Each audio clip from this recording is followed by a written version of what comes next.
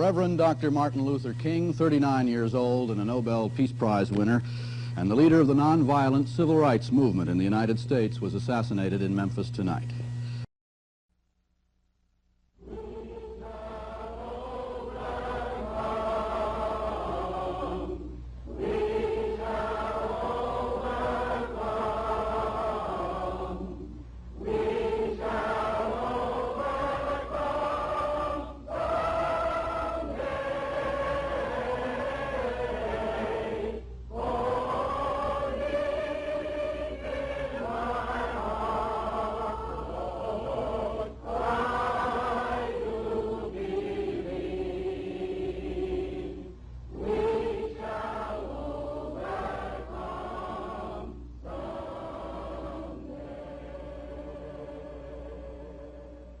At this time, I have the honor to present to you the moral leader of our nation.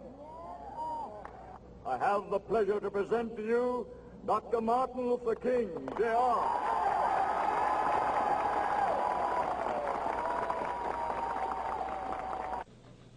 Dan Rather reporting for CBS News from New York. The Reverend Martin Luther King, Jr. was shot to death by an assassin late today as he stood on a balcony in Memphis, Tennessee. Dr. King had planned to lead another civil rights march in Memphis next Monday.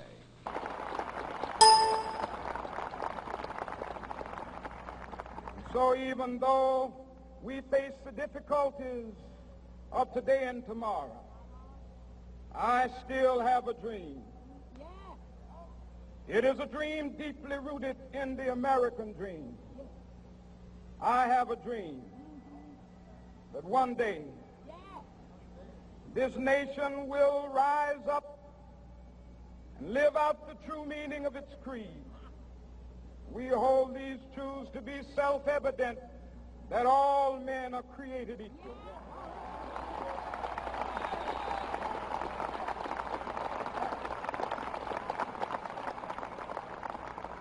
I have a dream that one day on the red hills of Georgia, the sons of former slaves and the sons of former slave owners will be able to sit down together at the table of brotherhood.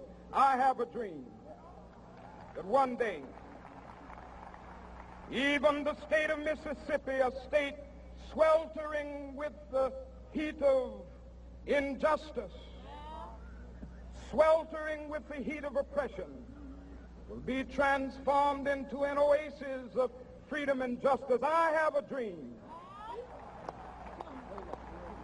that my 4 little children will one day live in a nation where they will not be judged by the color of their skin, but by the content of their character. I have a dream today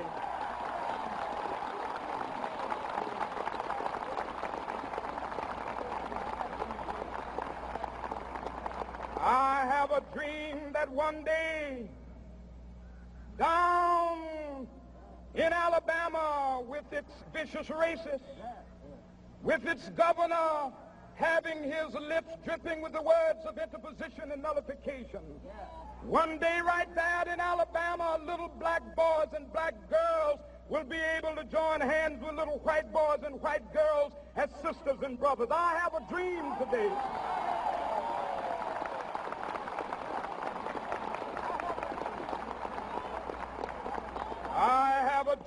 that one day every valley shall be exalted, and every hill and mountain shall be made low, the rough places will be made plain, and the crooked places will be made straight, and the glory of the Lord shall be revealed, and all flesh shall see it together. This is our hope. This is a faith that I go back to the South with. With this faith, we will be able to hew out of the mountain of despair a stone of hope. With this faith, we will be able to transform the jangling discords of our nation into a beautiful symphony of brotherhood. With this faith, we will be able to work together, to pray together, to struggle together, to go to jail together, to stand up for freedom together, knowing that we will be free one day. And this will be the day when all of God's children be able to sing with new meaning, my country, tears of thee. Sweet land of liberty, of thee I sing. Land where my fathers died, land of the pilgrim's pride. From every mountainside, let freedom ring. And if America is to be a great nation, this must become true. And so let freedom ring. From the prodigious hilltops of New Hampshire, let freedom ring. From the mighty mountains of New York, let freedom ring. From the heightening Alleghanies of Pennsylvania, let freedom ring. From the snow-capped Rockies of Colorado, let freedom ring. From the curvaceous slopes of California. But not only that, let freedom ring from Stone Mountain of Georgia. Let freedom ring from Lookout Mountain of Tennessee. Let freedom ring from every hill and molehill of Mississippi, from every mountainside. Let freedom ring. And when this happens, and when we allow freedom ring, when we let it ring from every village and every hamlet, from every state and every city, we will be able to speed up that day when all of God's children, black men and white men, Jews and Gentiles, Protestants and Catholics, will be able to join hands and sing in the words of the old Negro spiritual, free at last, free at last. Thank God Almighty, we are free at last.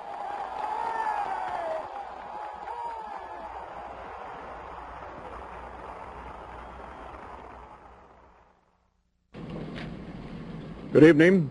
Dr. Martin Luther King, the apostle of nonviolence in the civil rights movement, has been shot to death in Memphis, Tennessee. Police have issued an all-points bulletin for a well-dressed young white man seen running from the scene. Officers also reportedly chased and fired on a radio-equipped car containing 2 white men.